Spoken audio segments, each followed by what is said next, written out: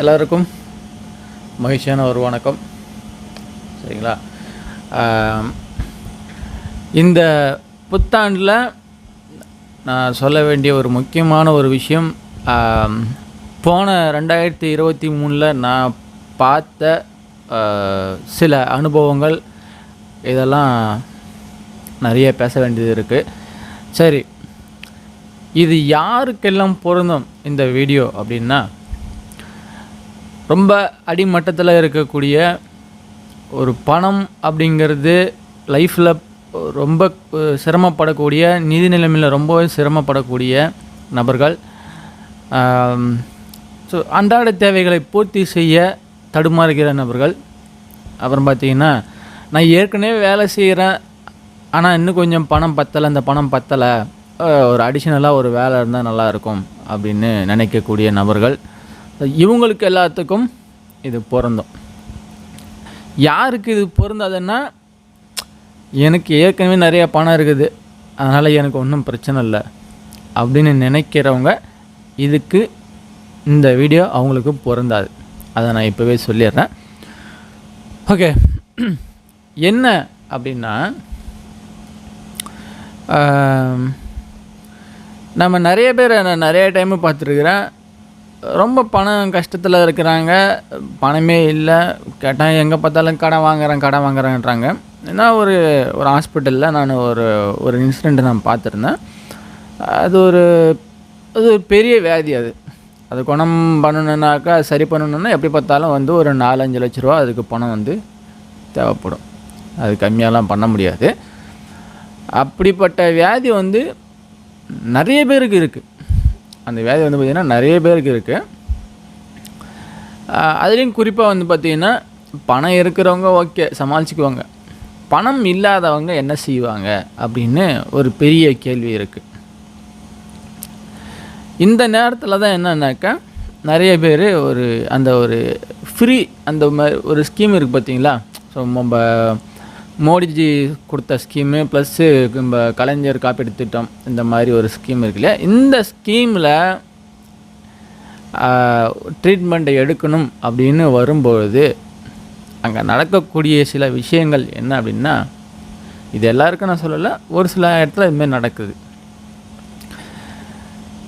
Free தானே அப்படிங்கிற மாதிரி ரொம்பவும் கேவலமாக அந்த ஒரு பேஷண்ட்டாக இருக்கட்டும், அந்த நோயாளியாக இருக்கட்டும், நோயாளி கூட வந்தவங்களாக இருக்கட்டும், அந்தளவுக்கு மட்டமாக அவமதிக்கப்படுறாங்க அப்படிங்கிறது தான் ஒரு உண்மையான ஒரு விஷயம்.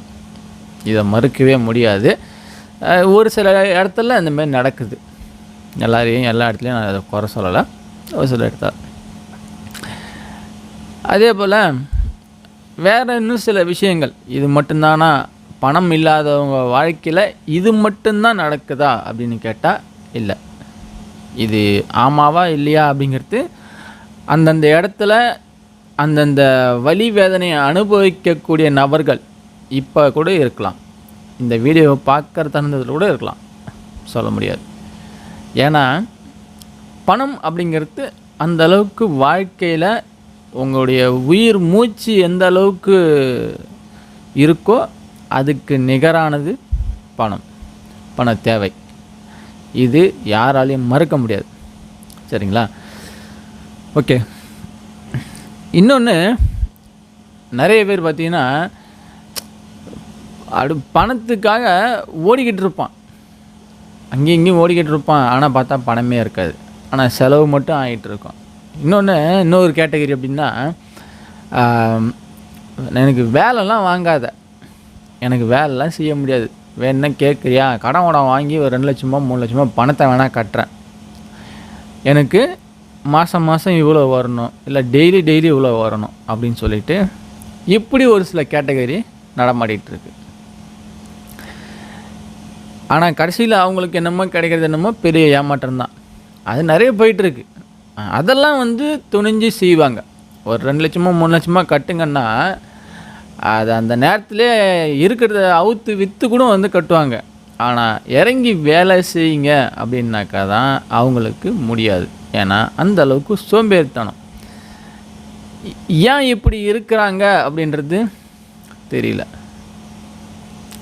இந்த 2024லையாவது உங்களுடைய லைஃப் மாறணும். உங்கள் வாழ்க்கை பண ரீதியாக நிதி பிரச்சனையிலேருந்து நீங்கள் ஒரு ஒரு ஒரு ஒரு மிகப்பெரிய அந்த ஒரு விடுதலை வாங்கணும் அப்படின்னா தயவு செஞ்சு ஒரு நல்ல பிளாட்ஃபார்மை தேர்ந்தெடுங்க. ஒரு நல்ல இடத்துல போய் வேலை செய்யுங்க. வேலை செய்யுங்கன்னொடனே நீ நிறைய பேர் நினச்சிட்ருக்குறான் நான் படிக்கலை அப்படின்னு. நீ படிக்கலாம் வேணாயா, கொஞ்சம் உங்களுக்கு திறமை இருந்தாலே போதும். அப்படி என்ன வேலை செய்ய முடியும் அப்படின்னு நினச்சிங்கன்னா என் நம்பர் இருக்குது, என் நம்பருக்கு கால் பண்ணு. அந்த வேலையை நான் சொல்கிறேன். 18 வயசு பூர்த்தி அடைஞ்சிருந்தாலும் அது கூடவே உங்கள் கையில் ஒரு ஃபோனு, ஒரு நல்ல ஒரு ஆண்ட்ராய்டு ஃபோனு. நல்ல ஆண்ட்ராய்டு ஃபோனுன்னா நீங்கள் அப்படியே 1,00,000 ரூபா போட்டுலாம் ஒன்றும் வாங்க தேவையில்ல. ஒரு 6,000 7,000 நீங்கள் மொபைல்லாம் நீங்கள் சீப்பாக கிடைக்குது. அந்த மாதிரி ஒரு மொபைல் இருந்தனாலே போதும், நீங்கள் வேலை செய்ய முடியும். அந்த மாதிரியான ஆப்பர்ச்சுனிட்டிலாம், அந்த மாதிரியான தொழில் வாய்ப்பு, அந்த மாதிரியான வேலை வாய்ப்பெல்லாம் இன்றைக்கி நிறைய இருக்குது. கிடைக்கக்கூடிய வாய்ப்புகளை சரியாக பயன்படுத்துங்க. அதை சரியான இடத்துல பயன்படுத்துங்க. கண்ணை மூடிக்கிட்டு போய் நான் சொன்ன மாதிரி இது ஒரு உதாரணம் சொல்லணுன்னா, என் ஃப்ரெண்டு ஒருத்தர் சொன்னாப்புல என்னென்னா, இன்னைக்கு நிலைமை எப்படின்னா, நான் காசு வேணால் தரேன், ஆனால் என்னை வேலை வாங்காத, ஆளை சேரு பொருளை வாங்குன்னு வேலை வாங்காத அப்படின்னு இருக்கக்கூடிய மக்கள் தான் இன்றைக்கி நிறைய பேர் இருக்கிறாங்க.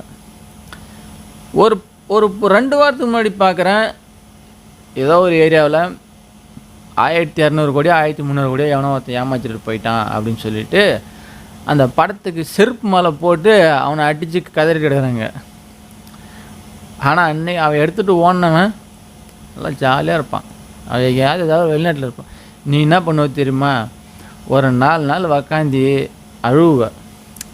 அடுத்து நீ என்ன பண்ண தெரியுமா, 5 நாள் சரிப்போ தலைக்கு தலைப்பாவோட போச்சு அப்படின்னுட்டு அந்த பழியை தூக்கி, நீ செஞ்ச தவிர அந்த பழியை தூக்கி தலைப்பா மேலே போட்டுட்டு நீ என்ன மறுபடியும் செய்ய தெரியுமா, ஒரு 10 மாதத்துக்கு இனிமேல் இந்த மாதிரி எந்த கம்யூனிட்டி இருந்தாலும் அவன்கிட்ட போய் சேரவே கூடாது அப்படின்னு சொல்லிவிட்டு அவனையும் திட்டுவ, இந்த மாதிரி நடத்துகிறவனையும் திட்டுவ. திட்டிவிட்டு 12வது மாதம் 11வது மாதம் நீ என்ன செய்ய தெரியுமா, ஒரு 3000 ஏதாச்சும் ஒன்று பண்ணுவோம். அப்படி போட்டோம்னா நம்ம பணமும் அதிகமாக லாக் ஆகாது, நமக்கும் பிரச்சனை இல்லை அப்படின்னு நீ நினச்சிட்டு மறுபடியும் ஒரு சின்ன அமௌண்ட்டில் போய் ஸ்டார்ட் பண்ணுவேன். அவன் என்ன பண்ணுவான், ஒரு 4-5 மாதத்தில் இவ்வளோ கட்டுங்க இன்னும் பெரிய லாபம் வரும்னு சொன்னோடனே மறுபடியும் 1,00,000 ரூபாயோ 2,00,000 ரூபாயோ மறுபடியும் கொண்டு கட்டுவீங்க. இந்த மாதிரி மக்கள் பண்ணுறதுக்கு தான் இன்றைக்கி தயாராக இருக்கிறாங்க. ஆமாவா இல்லையான்னு கீழே கமெண்ட்ஸில் சொல்லுங்கள். இன்றைக்கி நான் பார்க்குற நிறைய பேர் இன்றைக்கி அதை தான் பண்ணிகிட்ருக்கிறாங்க. சரிங்களா? என்றைக்குமே நம்ம செய்யக்கூடிய நம்மளுடைய உழைப்புக்கான ஊதியம் என்றைக்குமே இருக்குது. அதை முதல்ல மறந்துடக்கூடாது. அப்படி ஒரு இடம், அப்படி ஒரு வேலை வாய்ப்பு என்கிட்ட இருக்குது, எங்கள் டீம்கிட்ட இருக்குது, நாங்கள் பண்ணிக்கிட்டு இருக்கிறோம். ஸோ வேணுங்கிறவங்க கீழே ஒரு நம்பர் இருக்கும், கால் பண்ணுங்கள். இந்த வேலையை நீங்கள் பார்ட் டைமாகவும் செய்யலாம், இல்லை முழு நேரமாகவும் எடுத்து செய்யலாம். சரிங்களா? நல்லா புரிஞ்சுக்கிட்டு செயல்படுங்க. இன்றைக்கி காலகட்டத்துக்கு வேலை வாய்ப்பு அப்படிங்கிறது கம்பெனியாக போனாலாம் கிடையாது, ரொம்பவும் குறைஞ்சிக்கிட்டு வந்துடுச்சு. எல்லார் இடத்துலையும் இன்றைக்கி சில இடத்துல நிறைய பேர் இன்றைக்கி நிறைய கம்பெனியில் வேலையை விட்டு எடுக்கிறாங்க அப்படிங்கிறது தெரிஞ்சுக்கிங்க. முதல்ல நிறைய பேருக்கு இந்த ஒரு அடிப்படையான ஒரு சில விஷயங்கள், நாட்டு நடப்பு என்ன நடக்குதுன்னே தெரியாமல் இன்னமுமே டைப்பிங் ஜாப் இருக்கா, ரைட்டிங் ஜாப் இருக்கா அப்படின்னு கேட்குறாங்க. ஏங்க நல்லா தான் யோசிச்சு தான் பேசுகிறாங்களா இல்லைன்னு தெரிய மாட்டேங்குது. ஒரு சின்னதாக கொஞ்சமாவது எக்ஸ்பீரியன்ஸ் வேணும், ஒரு சின்ன ஒரு லேப்டாப் வேணும், உங்ககிட்ட முதல்ல அவன் அமௌண்ட் வாங்குவாங்க. இந்த மாதிரி நிறைய பிரச்சனைகள்லாம் இருக்குது. நீங்கள் நினைக்கிற மாதிரி உடனே ஒரு ரைட்டிங் ஜாபோ டைப்பிங் ஜாபோ நீங்கள் போய் எடுத்துட முடியாது. சரிங்களா? நான் என்ன சொல்கிறேன், அந்த அளவுக்கு ரிஸ்க் ஏன் எடுக்கிறீங்கன்னு தான் நான் சொல்கிறேன். இல்லை என்னால் முடியுன்றீங்களா, போய் பண்ணுங்கள், நான் வேணான்னு சொல்லவே இல்லை, நான் தடுக்கலாம் இல்லை. இருக்கக்கூடிய ஒரு யதார்த்தமான ஒரு நிலைமையை நான் சொல்லிக்கிட்டு இருக்கிறேன். இப்படி ஒரு வாய்ப்பு இருக்குது. என்னென்னா, பணம் இன்வெஸ்ட் பண்ண போகிறதில்ல. வேலை மட்டும்தான் பார்க்க போகிறீங்க. இதுக்கு படிப்பறிவு தேவையில்லை. எந்த ஒரு நீங்கள் ஒரு வண்டி எடுத்துகிட்டு பெட்ரோல் போட்டு போய் இந்த வேலையை பார்க்கணுன்னு அவசியம் கிடையாது. பஸ் ஏறி போய் பார்க்கணுன்னு அவசியம் கிடையாது. குடும்பத்தை விட்டுட்டு போய் இந்த வேலையை பார்க்கணுன்னு அவசியம் கிடையாது. ஜஸ்ட்டு ஒரு வருஷம் நீங்கள் வீட்டில் கரெக்டாக இருந்து இதுக்காக அவங்க கொடுக்கக்கூடிய அத்தனை மீட்டிங்கையும் பார்த்து அத்தனை விஷயத்தையும் தெளிவாக கற்றுக்கிட்டு நீங்கள் அதை எடுத்து பண்ணாலே ஒரு வருஷத்தில் நீங்கள் நினைக்கிற இடத்த போய் அடைய முடியும். இந்த இடத்துல உங்களுடைய திறமை மட்டும்தான் பேசும், வேறு எதுவுமே பேசாது. பணமோ அல்லது இதில் ஏதாவது அரசியலோ பண்ண முடியாது. அது நல்லா புரிஞ்சுக்கணும். பணத்தினுடைய தேவை எந்த அளவுக்கு இருக்குது அப்படிங்கிறத நல்லா உணர்ந்து செயல்படுங்க. நான் என்ன சொல்கிறேன்னா, நிறைய இடத்துல இன்றைக்கி சின்னது இன்னும் ஒரு உதாரணம் சொல்லணுன்னா, ஒரு மயிரிழையில் என்னோடய வேலை தப்பிச்சதே பெரிய விஷயம். ஏன்னா என்னோடய கம்பெனியில் ஆளை குறைச்சிட்டாங்க. ஸோ என்னோடய போஸ்டிங் என்னன்னாக்க எலக்ட்ரிக்கல் டெக்னீஷியன் தான். ஸோ போஸ்டிங் குறைக்க ஆரம்பித்தாங்க. இதில் அவங்கள யாரையும் நம்ம குறை சொல்ல முடியாது. அவங்களுக்கு தான் அவங்க லாபத்தை தான் அவங்க பார்ப்பாங்க. நீங்களும் இந்த மாதிரி தான். நீங்கள் ஒரு கம்பெனியோ வச்சுருந்தீங்கன்னா, என்னடா இது இவ்வளோ பணம் எங்கே தான் வருதுன்னு நீங்களும் ஒரு 2 பேர்த்த வேலையை விட்டு தூக்க தான் செய்வீங்க. உங்களை வச்சுக்கிட்டு அவன் எந்த நேரமும் அவங்களே பணம் கொடுத்துட்டே இருப்பாங்கன்னு நினச்சிட்ருக்கீங்களா என்ன? இந்த இடத்துல பணத்தினுடைய தேவை அப்படி இருக்குது. பணம் இருக்கப்பட்டவங்களே இப்படி செய்கிறாங்க. சரி, நிறைய பணம் தானே வச்சுக்கிறோம், ஏன் அவங்கள எடுக்கணும்? அவங்கள வச்சுக்கிட்டு சம்பளத்தை கொடுக்கலாம் மாட்டாங்க. அவங்களுக்கு தேவை பணம், அவங்களுக்கு தேவை லாபம். அதனால் எந்த அளவுக்கு முடியுமோ அந்த அளவுக்கு ஆட்களை குறைக்கிறதோ அல்லது இன்னும் சில பல வேலைகளை என்னென்ன செய்யணுமோ எல்லாமே செய்வாங்க. இது தவறு அவங்க மேலே கிடையாது. தவறு யார் மேலேன்னா நம்ம மக்கள் மேலே தான் தவறு. நீங்கள் யோசிக்க கிடையாது. அப்படியே என்னமோ போனோம் ஷாவர வரைக்கும் போய் அதிலே இருப்போம். யார் உங்களுக்கு கொடுப்பாங்களா அவங்க?